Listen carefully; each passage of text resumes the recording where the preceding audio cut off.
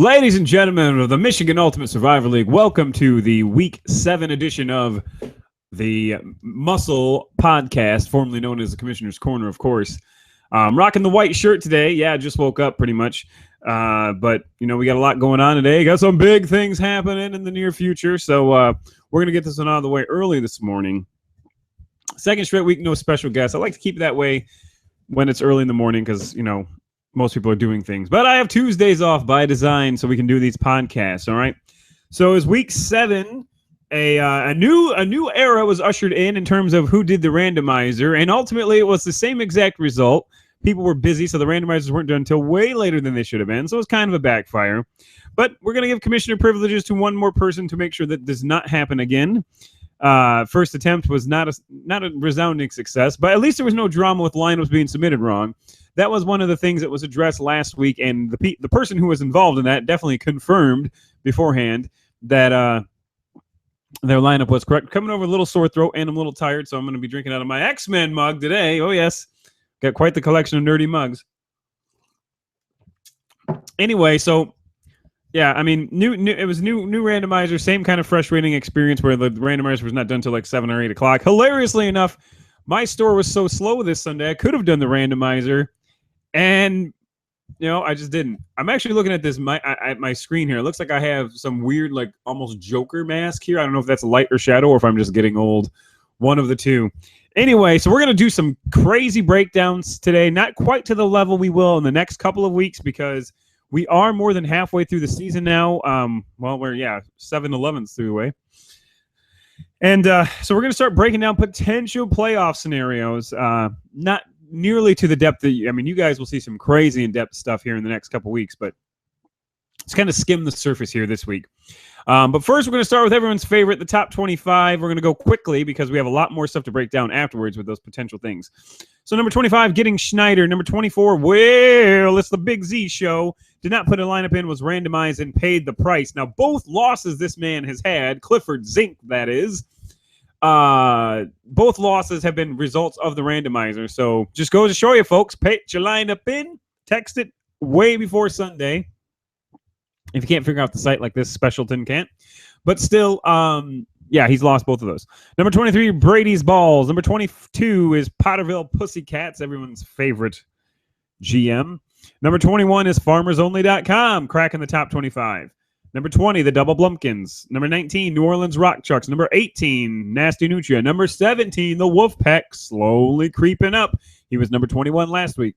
Number 16, Will Fork on First Date. Number 15, Stafford Johnson goes deep. Number 14, the Squadrils, up 5 spots from number 19. Number 13 is the Roster Baiters. Number 12, the Red Wings. They fell from number 7 last week. Number 11, 52 is the new Mike.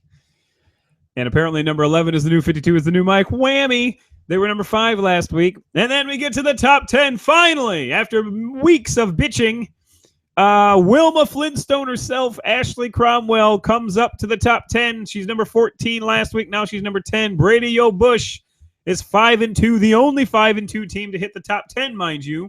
She has 644 points, though, which is hilarious because that's more than literally every team in front of her. There's a reason the numbers are put on here in terms of the scores that they have, and I'll explain that as I get to the playoff talk here. But true story, she has 644 points. That is more. I think that's more than anyone in the league. I'm almost positive. Let me go back here and check this. Yes. Brady O'Bush has the most points in the league. However, she is ranked number 2 because she has lost twice.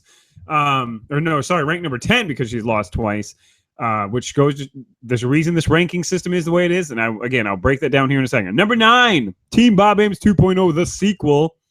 They're 6-1. They've scored 505 points. So 140 points behind Brady O'Bush, pretty much. Number 8 is Sorry I Farted. 6-1, obviously. 528 points. Number 7, all the way down from number 2, Robert Griffin III finally was beaten last week at the hands of someone. I don't know who, and I don't have the notes. We don't have time to look at it. But nevertheless, whoever beats you, good job. Robert Griffin III falls to 6-1 at 552 points. Number 6, Rekka Rod's Tecumseh Football Titans, 564 points. They are 6-1. Number 5, the Broskis. They are up from number 8, so they're winning again. 6-1, 568 points. Number 4, the Collector Kings. This guy's gotta be fucking beside himself because he was the guy who lost because of the craziness that was last week. He wins again by putting his lineup, and now he's 6-1. There will always be that hanging Chad over this guy's record, probably. 580 points. He's all the way up from number 10, so he's right back in the thick of things. He's been number 4 pretty much the entire year, so he's back at number 4 where he's comfortable.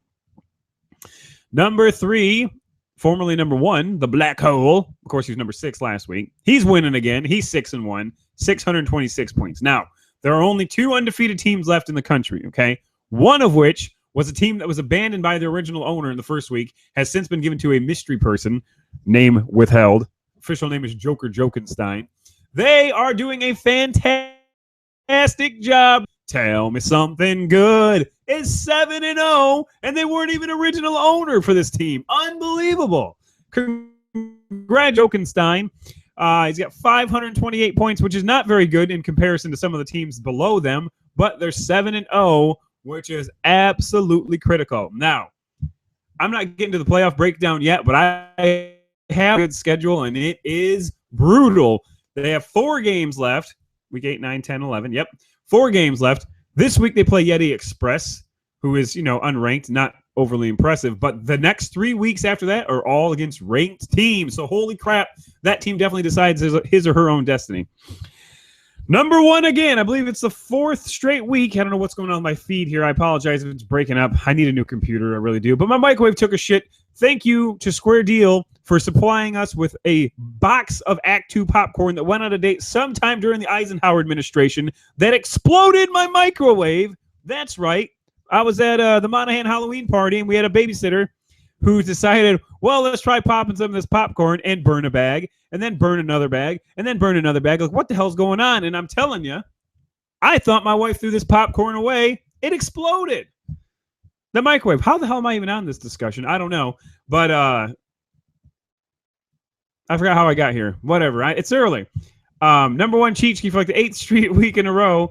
They are 7-0, 617 points. Congratulations to you. Whatever. I totally don't know how I got on that Square Deal's popcorn story. I got half-timers, as what my dad says, speaking of Square Deal. So congratulations to Cheechki once again, 4th week in a row. You are number 1. So that'll be... You've got some tough games coming up, too, I believe. So that's that. Congratulations to all the top 10 teams, of course. And, yeah. So... There we go. I'm a little messed up. I don't know where I was going with that. But so anyway, conference breakdown. This is where it gets, we're going to kind of skim the surface on this. Sorry. Skimming the surface on the conference breakdown right now, okay? And just a refresher course for those who don't remember. Obviously, the conference winners, all 8 conference winners get a bye in the first round, okay? And then the next several spots go to record, and the next couple spots go to points, and then there's what's called the wild cards, which are completely determined randomly. So we're only going to focus on winning the conference today. We're not going to worry about anything else like with best records and stuff. We'll break that down as weeks go, get a little bit closer, okay? So in the Jeff Lebowski Conference, which is the top conference according to the website, in order, not in terms of record, we have number 2, Tell Me Something Good, sitting at 7-0. And sitting pretty, one of only 2 undefeated teams in the league, as I've told you already. And then, now these are the people who are sitting great, quote unquote. Tell Me Something Good, sitting great. For 8, Sorry I Farted. I don't know how to pronounce that fucker's last name, but still. They're 6-1. Okay, they are 6-1, and I believe still have to play Tell Me Something Good. I may be mistaken on that one, but nevertheless. So they're 6-1. And then there are 13 roster baiters, 10 Brady O'Bush, and 17 the Wolfpack are all 5-2. So any of those teams can feasibly win this division, or this conference, I should say. Below them, they're all 3-4. Realistically, almost certainly not going to win the conference. Might not even be mathematically possible. So the Wolfpack, Brady O'Bush, roster baiters have a chance. Sorry I Farted and Tell Me Something Good both have a significant chance of winning that division. When you look at the standings, you will notice, well, why the heck is 13 ranked above number 10? That's because the head-to-head tiebreaker ends all other discussion, okay? So if it goes down to like right now, there are 3 teams that are 5-2.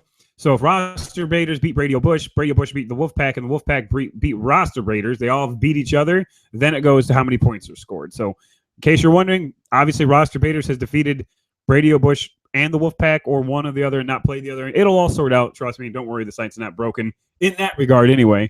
More on that in a little bit. So the Jeff Spicoli Conference, this is way more open, okay? Because there are no 7-0 teams. There are no 6-1 teams in this shitbag conference. Instead, New Orleans Rock Chuck's Aaron King's team, number 19, is the highest rated team in this conference, a.k.a. Amateur Hour. They're 5-2, and that means that all of the following teams are still eligible to win this conference. Live Long and Prosper, Manziel's Visors, Watme Whip, Watme JJ, 45-7, Providence Power, El Domador de Leons. Those 6 teams are 4-3. Definitely have a good shot at winning that conference, okay? And then, started from the bottom, now we're here, barely above the bottom, but still, Sandbaggers and Beats by Ray, they're 3-4. They have a decent shot at winning the division. And even Dardar's Dandies and Weichelschnitzel, 2-5, believe it or not, they still could win this conference. It's unbelievable how horrible this conference is. But it's like the black and blue division. You know, it doesn't necessarily mean they're conference. They just beat the hell out of each other. So, mathematically speaking, every team in the Jeff Spicoli Conference can still win the conference. This is why you people need to submit a lineup, because you can still win, period. Weichelschnitzel, I know, doesn't submit a lineup most of the time. He had a team take it from him, then given another team. What drama? I don't care. Tom Farmer, I'm going to get you back on this podcast and tell the Schnitzelbag to get on his team, because he can still win that thing. And even more impressive is that, I mean, I guess, okay, never mind. Sandbaggers, they kind of sandbag it down there at 401 points. But even Weichelschnitzel scored 489. That's not bad at all. So the Brody Bruce Conference, not exactly the same story, okay? The number 5 team, the Broskis, they are 6-1, so they're in great shape to win that conference. Brady's Balls, number 23, 5-2, okay? And number 11, 52 is the new mic. 52 is the mic, whatever. Obviously, Brady's Balls defeated 52 is the mic, and if that's not the case, this site is completely broken. I'm going to throw my computer monitor. 2 obviously have a chance of winning that.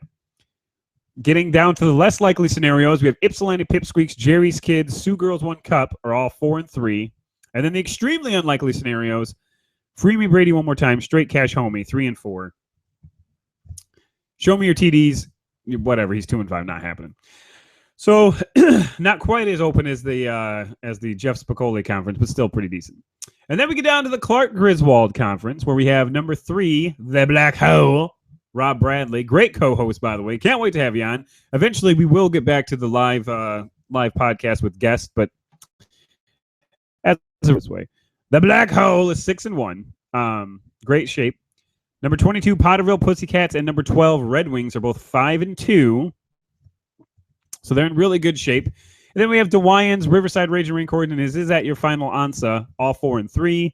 Still, a decent shot at winning that.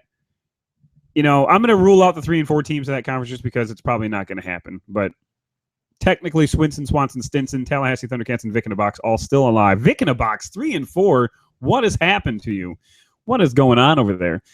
So going down to the Ron Burgundy Conference, the number 1 team in the nation. This is critical here. Number 1 team in the nation is Cheechke. They are 7-0, and there are no 6-1 teams in this conference. So, however, there are 3 5-2 teams. FarmersOnly.com, Nasty Nutrient, and Will Fork on first date. They're 2 games back from Cheechke, but there are still 4 games left, so a lot of things can happen there. The Bone Collectors 4-3, still technically alive. The 3 and 4s at this point, I'm just going to say, are mathematically limited. Not entirely certain if that's the case, but it is what it is. So Cheechke sitting pretty good there, especially if we can pull up his schedule here. Let me pull up Cheechke's schedule here. All right, Cheechke plays Sagnassie's Notch Above Top Notches, no threat. Then they play Will Fork on first date, the Night Kings and Nasty Nutria. So they have two people who are on their heels they have to beat. So they totally control their own destiny. So that's impressive. And then we get to Frank Drebin Conference, kind of similar to the Spicoli Conference. No amazing teams here. Number 15, Stafford Johnson goes deep. The Big Z, Big Z show. It's like I'm pregnant or something. Gassing. 5-2, both Stafford Johnson goes deep and well, the Big Z show. Then we have Gamers, the Donkey Punchers, Oviedo Honey Punchers, or Honey Badgers, Jesus, combine those two names. Somerset Slammers, the Dublin Drunks, and forgot about Drake Kirkpatrick, are all 4-3, so only a game out. And then California Coyotes and Magic Mike Play are 3-4, still technically totally in it. So the only two teams out of this one are Lion Rage and Detroit Jawbreaking Five Finger Sucker Punchers. Larry Weinberg, wah, wah, wah. You got to hope for the playoff based on points or wild card, which wild card's probably not winning with one win. And then, wait, who's 0-7? I didn't get a chance to. Oh, by the way, back up to the Jeff Lebowski Conference. The Apache Chiefs are 0-7. Just want to throw that out there. And then we have I already did Ron Burgundy, Frank Drebin. So now we go down to the Derek Zoolander Conference, where there are 2 6-1 teams and 2 5-2 teams. So this is definitely competitive going into the final couple weeks. Tecumseh Football Titans technically have the lead right now. They are 6-1 with 564 points. I'm going to see if they've played Team Bob Eames 2.0. So let's find out. I know this podcast is going to be a little bit longer than another one. They play them this week. Holy hell. So yeah, Tecumseh Football Titans and Team Bob Ames 2.0 are both 6-1, and they play each other this week. So man, bring your A games, boys, because that is a critical game. Not only will you have a better record, you will also, with whatever team wins that or loses that, you'll beat them. So, and then below them is the Double Blumpkins and Squadrils, who are both 5-2. And yeah, I mean, those guys are still alive. I'm going to say the 4-3s are pretty much out of it, which would be Colorado Mountain Oysters, Car Ramrod, and Caitlin Jenner's Mangina. Anyone below that is definitely out of it. So yeah, huge game of the week without question. Tecumseh and Team Bob Ames 2.0, unless Robert Griffin the Turd and Collector Kings play each other, which is the next conference, the Kirk Lazarus Conference. No, they already played each other. We already know because this is the game with controversy. Holy shit. The side effects of this game are going to echo in history forever. Two teams 6-1, Robert Griffin the Turd and Collector Kings. Robert Griffin the Turd's ranked 7, Collector Kings ranked 4. However, because of the infamous game last week, hi, Danny Lane. I hope you don't hate us all, or at least the other commissioner. Both 6-1. Robert Griffin the Turd beat Collector Kings in that controversial showdown last week. Thus, he has the tiebreaker, even though he doesn't have as many points. Holy hell. Drama ensues. Man. And then there are, I mean, do these guys even have a chance, really? The Wiz, Fearboner, Vinsanity, Rules, and the S are all 4 teams that played each other. Odds are pretty slim, but still possible. Going back to the what to watch for in week 8, go back to this. Tecumseh and Robert Griffin, Tecumseh and 2.0, I believe it was, right? I don't know. Give me one second. Dead air more than anything, but so a couple games worth watching. Number 10, Brady O'Bush plays Sorry I Furted. That is obviously in the Lebowski Conference. And then we have number 5, the Broskis taking on 52 is the new Mike, number 11. And then we have number 15, Stafford Johnson goes deep, going up against it's the Big Z show, number 24. And that would be, they play this place in the Frank Drebin Conference. Huge game, Cliff Zink, if you watch these things. Submit your lineup on time this week, please. And then there's, of course, Team Bob Ames 2.0, the sequel versus Tecumseh Titans. That's a 6 versus 9 matchup in what we're calling the game of the week. And those are the only ones, although Vinsanity and Collector Kings, they play each other. They both, I mean, Vinsanity is a former number 1 team, so he's pretty legit. Any other thing else worth noting here? I don't see anything else really. Nope. So So those are the games to look forward to. Two absolutely huge games. Two games are for the conference lead. Tecumseh Football Titans and T-Bob Ames 2.0, the sequel. And Stafford Johnson Goes Deep versus Well, it's a big one. Both of those guys are going for sole possession of their respective conferences. So, other news. This is huge, man. So as we've all seen with the drama that unfolded last week and even 2 weeks ago, not nearly to the extent, the site has some issues. We love it. It's the only site that's capable of doing what we do. But with all this stuff that happened last week, it was all brought to the forefront on the Facebook group. In case you haven't seen that group, if you don't look at it, you should look at it because there's some cool stuff going on. There is a small organization of coders that are in this league who have basically are going to team up and attempt to make our own site. And I do say our own site, even though I don't code. I am the commissioner. I have a hand in some things here, and I dabble in graphic design a bit. So, UltimateSurvivorFootball.com has already been purchased, actually, by one of our members. So it's the project that we will hopefully be working on during the off season. I'm not sure if we're going to have it up and running by next year. I'm not sure if it's just going to be for us or if we're going to try to make a go of it in some other capacity. I mean, I'm assuming the first year we do it just for us anyway. But all of the little nuances of this league that we do not like, we are going to eliminate with this new site if we can get it to go. So that's pretty awesome. I didn't realize that we have such a fantastic group of owners who know that much about coding and stuff. But there's a lot of them. I know some of them personally. I've known some of them only through this league for a couple of years. But I think we have the tools, and we can get the financial backing if needed to do whatever we want. And something that we should all be very proud to be a part of and also very excited to be a part of. So to Aaron and Corey and Tony and whoever else, I'm sorry if I didn't mention you there. I just know I remember you three commenting on these things. Thank you and Will Green is another one. Hey, I've known you for a while.